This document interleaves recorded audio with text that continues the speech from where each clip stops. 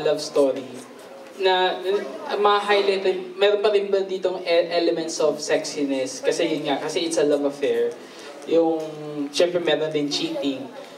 Usually, yun na nagiging isang element na naging common sa sa mga love affairs. Magiging big factor or magkakaroon ba ng maraming scenes ba na ganito? Or will you be sticking to, yun nga, yung ano lang, dialogue, tsaka mga lines, gano'n. Ay, natanong yan ng Grand Press Con, but I will ask Direct to answer that. Well, yeah, as in any love story, di ba, kahit naman sa totoong buhay, sex is a part of it. So, parang yun, in everyday na parang hindi naman pwedeng walang sex. So, part yun, but let me say this, hindi siya yung meat of the story. There's so much more to it than that. Yun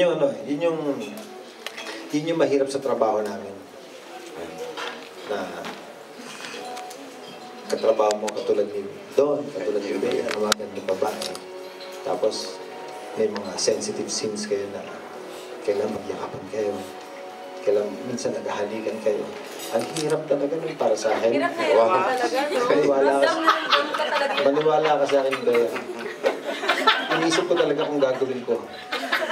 Paano ka sa parents mo? Sabi ko, hindi.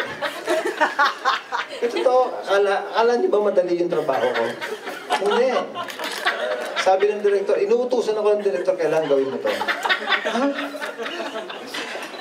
Pambira naman, no? Feeling ko para akong para akong used. Sa dami tao sa status mo, set, used, di ba? Unabused. Hashtag Pogi Prophet. Go ahead, PJ. Ayun, follow up din. Yun nga, in regards to that, so paano mo nga na-build up din yung chemistry niyo with Bea?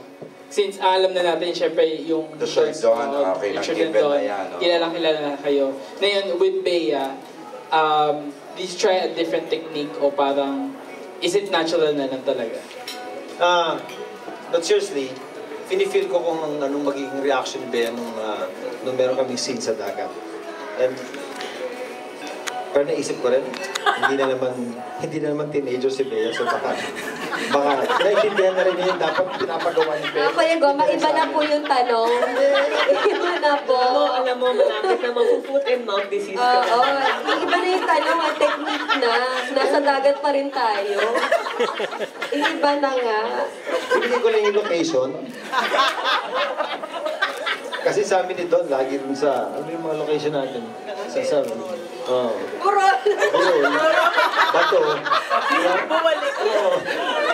Tabi ng apoy. Bonfire.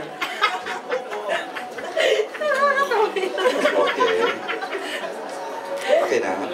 Okay. I have a question for both Don and Richard. Kasi napaka-ideal nila, no? Di ba? They were together, they were a couple before, naging sila, and then now, hindi na sila, they're maintaining nagagandang samahan ng pamilya nila.